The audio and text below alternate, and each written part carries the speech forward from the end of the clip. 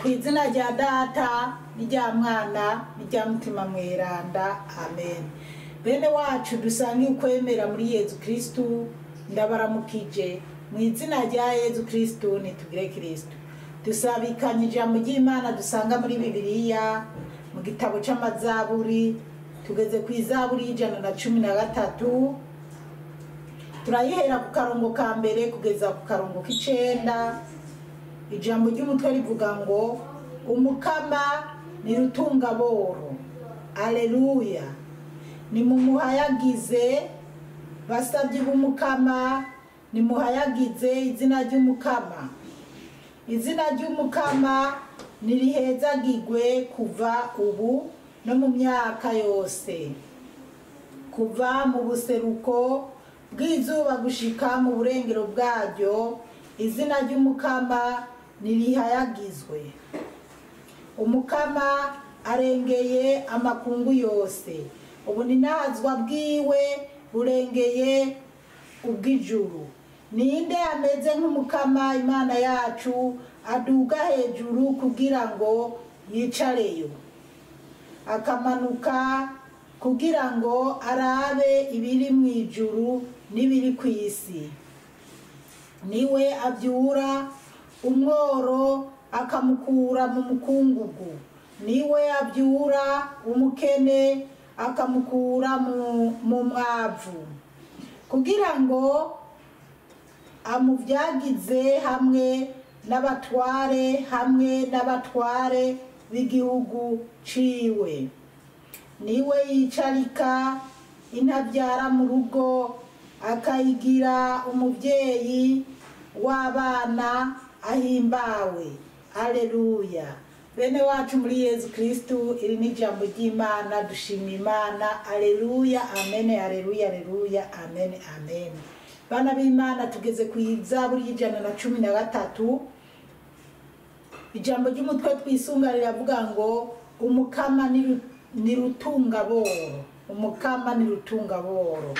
Ni ijambo ryo kwizera, ni ijambo riryoshe kumva, kuko hari abantu benshi bihebuye, ari abakene, ari mbese bakenya ibyo barya, bakenya ibyo kwambara, ariko umukama akabibatungiramo, akabatungira muri ubwo bworo.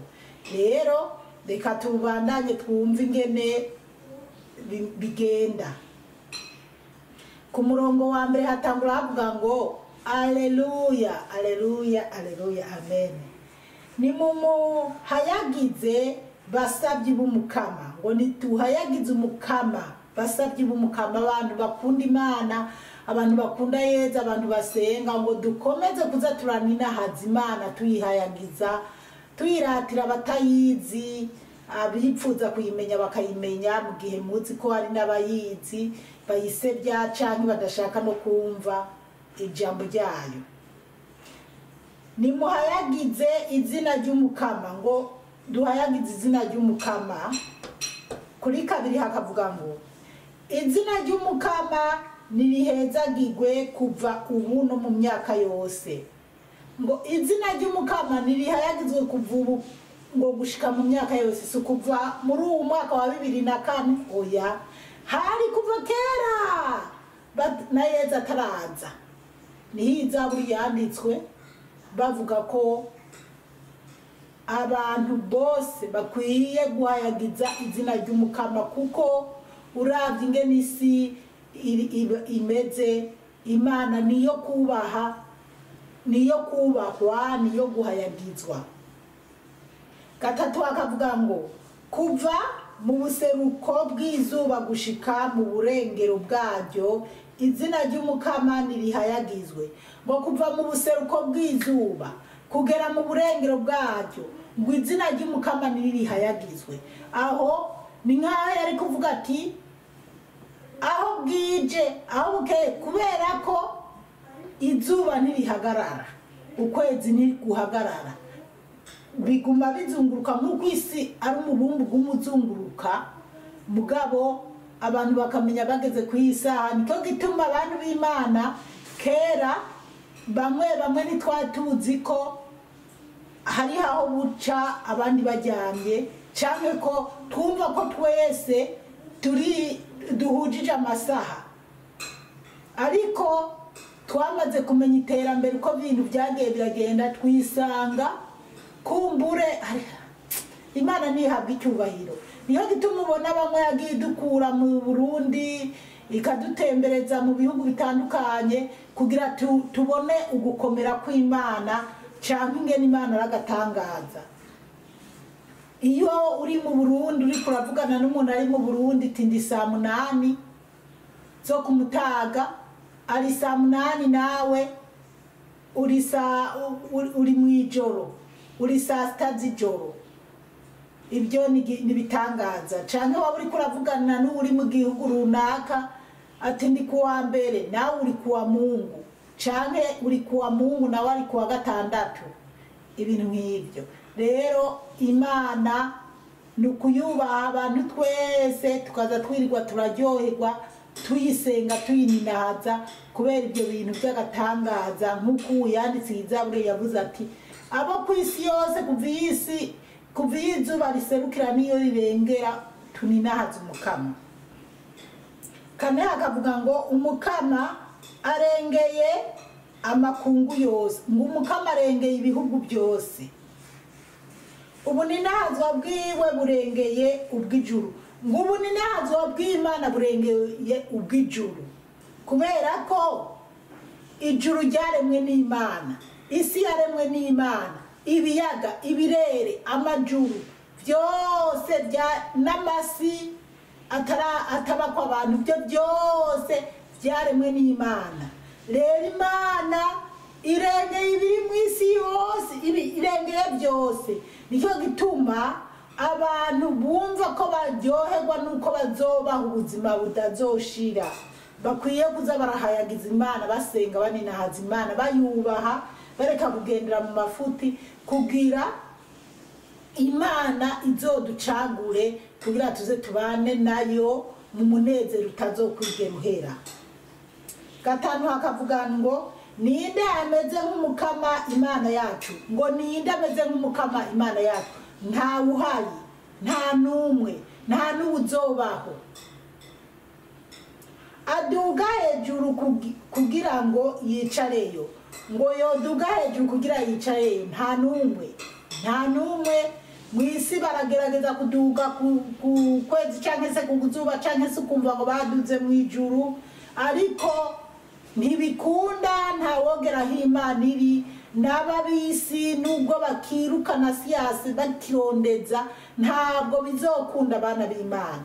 Abana bo mu isi abantu bo mu isi bari ku rugero rwo kurondera ukuntu kwanza reka mbanze mvuge n'aka gatandatu akamanuka kugira ngo arabe ibiri mu ijuru n'ibiri ku isi ngo uwo muntu yoduga kwijuru akicarayo cyane mu ijuru akicarayo cyane se yomanuka akaraba ibiri ku isi akaraba n'ibiri mu ijuru.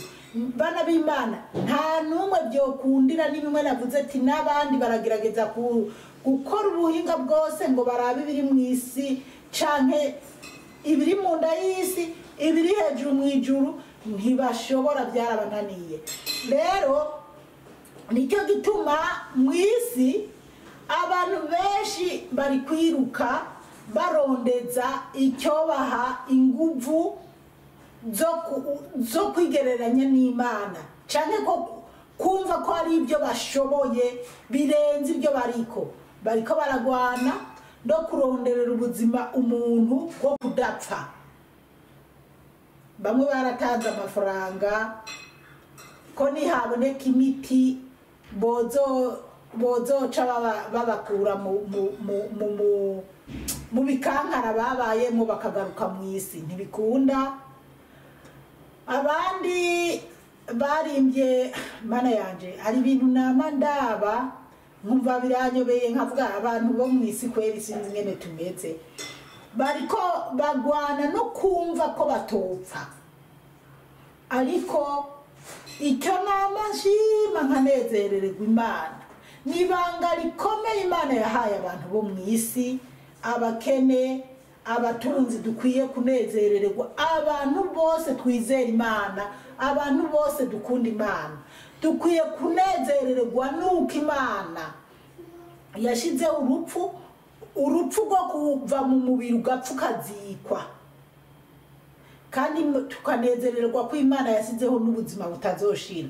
Ariko icyo ashatse kuvuga ku rupfu ni ukuntu umuntu apfa, yaba umumiliyoneri, yaba yarize amashure, yaba yararenze bimwe byose byo mu isi byitwa ko bibaho byiza canke by'umunezero, mugabo uwo muntu agapfa akazikwa, yazikwa mu isanduku y'inzahabu, yazikwa murambona ko hari abantu bazikwa ahantu nyene heza mu mazu yubatswe neza,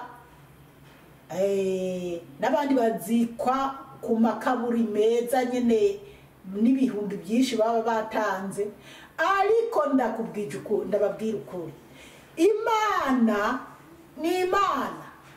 Uwo muntu nubwo yohambwa hameze gute, hariho uwari yaravuze ko yaguze imva ko atazohambwa mu isi, azohambwa mu bwami, ko azohambwa mu ijuru, bazomudugana ikiziga kiwe hejuru hahandi abisi bagarukira. Ariko ntibyamukundiye, aka n'akarimi tugira tukiri mu isi twipfuza ibitwokora kutwotanga amahera uku nuku ngo bizogenda uku. Ariko oya, hari n'igihe upfa mu buryo butamenyekana, n'imva yawe ntibayibone, yewe ntihagire n'ububona akagufa kawe kasigaye. Imana idutabare cyane, iduhe no kubitahura cyane. Rero icyo rero je ndagikundira Imana, kuko umworo muto arapfa, n'umubose w'umumiliyoneri mbega yo ashoboye no kuza kwivuza mu bihugu byose bishoboka ko bomuvura bakamugarurira ubuzima, yatemberezwa mu bihugu byose bya rutura bikomeye kugira avugwe, arapfa. Si umworo, si umutunzi. Hanyuma hakaba ibindi twebwiye ababa bakiri mu isi tudashobora kumenya. Mugabo ibibera imbere, nyimba uwo mukungu yifashe uko ashaka, mbese rega tutagiye kure, n'ikimenyamenya Yezu we yaratubwiye iby'umworo Lazaro n'umutunzi. Umutunzi yagiye mu kuzimu, Lazaro agenda mu ijuru. Rero umutunzi yarapfuye na Lazaro yarapfuye. Rero urupfu kuba bose ku bantu ni rumwe, usibye ko bamwe bagwara ariko urupfu n'urupfu, gupfa n'ugupfa. Imbere hubwo hugiye wibaza ko bigiye kubandanya gute. Ibiri imbere n'ibanga ry'Imana, ariko mu isi hariho abazi neza bavuye mu muribiri inzira bazofata. Umuntu abazi iti ninapfa nzoja mu ijuru canke nzoja mu muriro. Bamwe barabizi, hariho ababizi, nanje ndazi yuko ninapfa canke se n'ubu Yezu yokubita inzamba, ndazi ko yonjana. Ubaho rero uzi neza inzira urimo niyo uri kuraja. Indwi akavuga ngo niwe abyura umworo akamukura mu mukungugu. Haleluya, amen. Murabyumva abana b'Imana, ngo niwe abyura umworo akamukura mu mukungugu. Ibyo rero jewe nibintangaza, kuko ndaza aho Imana yankuye, ndazi ko yankuye mu mukungugu, yankuye mu bworo, yankuye mu makambi y'impunzi, yankuye aho nari mbabaye. Niwe abyura umukene akamukura mu mwavu. Ngo niwe abyura umukene akamukura mu mwavu.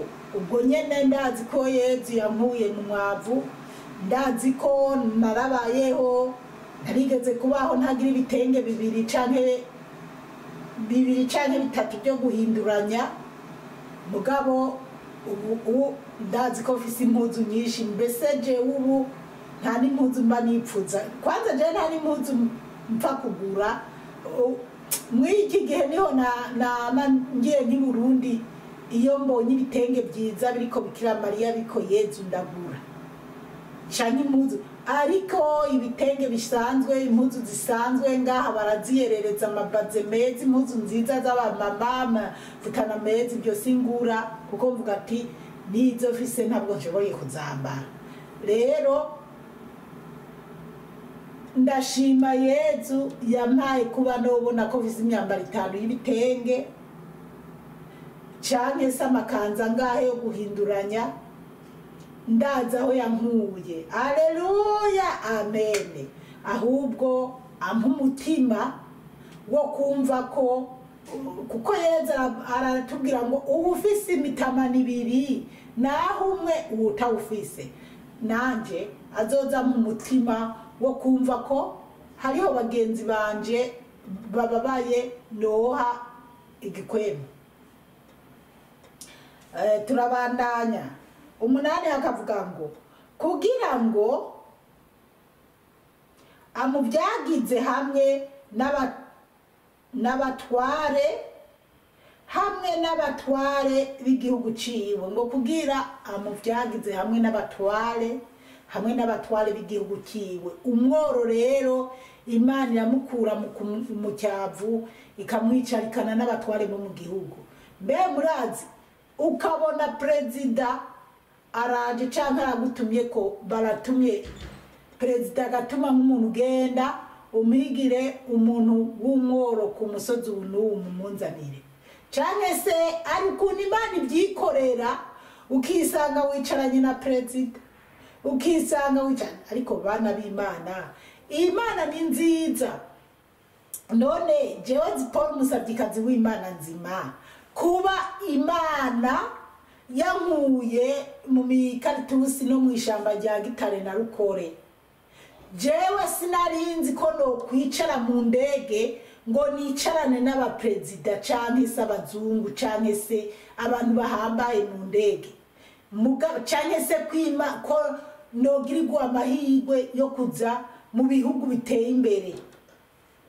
Mu bihugu biteye imbere kubona perezida, kubona ministri, kubona nibisanzwe.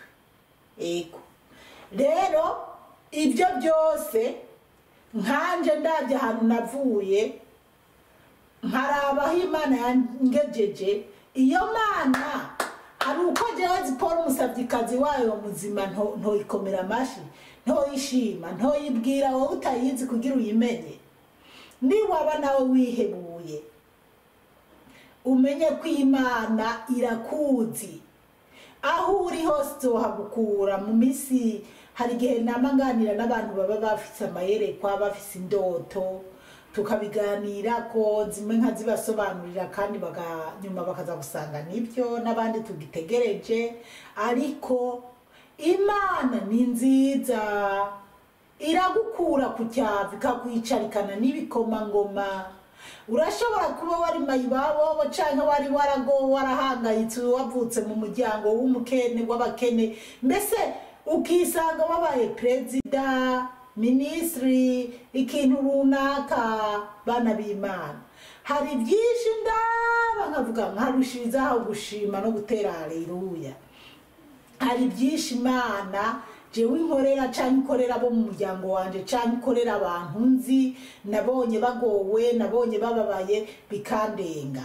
Nk'ubu honyene n'ubu ndaraba ingene Imana hariho abantu bafise amatelefone tuvugana vyoroshe kuntora canke je kubarondera nkabatora. Hari n'abandi batagira udutelefone badafise naho batira, mugabo kurukundi Imana ibakunda bakaza babona hariho umuntu abaremutse ko tiburiya, hariho umuntu ariko arakurondera, hariho umuntu yampaye ubutumwa bwawe, ugasanga nka jewe Imana irankoresheje mu buryo ntazi. Ndafashe nyimbara amahera 100, nyimbara amajana ngahe, nyimbara angahe, ku bwanje iryo nibanga ry'Imana. Mugabo nkaca ku muntu ugenda ndabira umuntu ababaye umumpera ya mahera, kagenda umuntu akagenda akarora umuntu ababaye, uwo muntu ntiyari yiteze ko hari igitangaza nk'icyo cyomubako, ariko bigakunda. ndabivuga nk'uku hari n'umwana nzi aheruka kuza kwiga mu bihugu biteye imbere nawe ndabye igitangaza cyamubayeko nibitangaza kuba uri umwana w'umukene ubwo uhangayitse utibaza ingene byozokore kutibaza mugabo ukagira gutyo ukumva harabonetse umuntu w'umugira neza akurondera ati narabonye kuri umwana uzi ubwenge mu ishuri reka ndagufashe ndakuronderera ishuri hanze. Bana b'Imana abantu mufise uburyo bwo gufasha bene abo bana muri hanze muze murabikora kuko narabonye ababikora bikemera mugabo kandi nkiraha mube makini canke mugabe kuko hari abantu benshi bariko barabesha abantu ngo bagiye babajane hanze bagiye kwiga hanze bababeshabesha odiri kwihuta ariko reka mbanze nje kukarongoka nyuma kuko karyoshe. Akumunani twatubonye ngo kugira ngo amubyagize hamwe n'abatware b'igihugu ciwe. Reka tuje kw'icenda ariko karongo ka nyuma kararyoshe sinogaheba. Niwe yicarika intabyara mu rugo akayigira umuvyeyi w'abana ahimbawe. Aleluya, amen. Nte aleluya ariko na aleluya iriko. Bana b'Imana, Imana niyo yicarika umuvyeyi mu rugo. Umuntu amaze kubona abantu benshi bashaka iyo yashatse akagera mu rugo umukobwa wese yagiye gushaka aba yiteze ko agiye kuvyara. Ukwezi kwa mbere ukwa kabiri iyo ageze mu mezi 5 akabona aracyabona imihango atangura kwibaza ko ntasama akamara umwaka ntasame umwaka wundi ukikubita ntasame imyaka 2-3 agatangura kwihebura. Aho rero iyo haciye umwaka cyangwa imyaka 2 atangura kwibaza abo mu muryango nibo batangura kumutoteza mbese muramukazi canke bayinabukwe basebukwe batangura kuzababwira umuhungu wabo mbe bite bigenda gute ko atacyo turaronka. Imana dutabare cyane.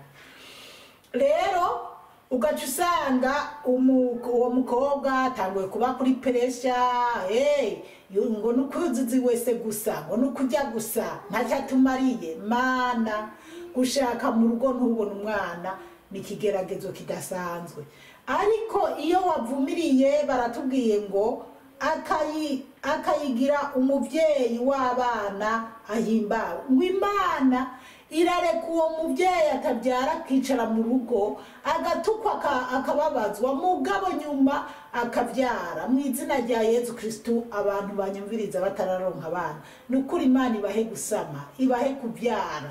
Mwiyi minsi simerutse kurota mfisinda ndinze ndota nibungenze menya ko hari umuvyeyi agiye gusama canke yasamye. Rero Imana yo mwijuru ntiyibagira abayo. Tuze twibuka Sara yabyaye yari yaragowe. Izahaki yarose Izahaki ari umukecuru kubera isezerano ry'Imana. Muvyeyi utarasama hari impamvu Imana yaba iraretse kusama. Hari igihe hazovuka umwana w'igitangaza kandi je maze kubibona kabisa. Hariho ababyeyi maze kubona babyaye byari byagoranye kandi nkabona ko abana bavyaye babaye abana b'ibitangaza b'inyishu.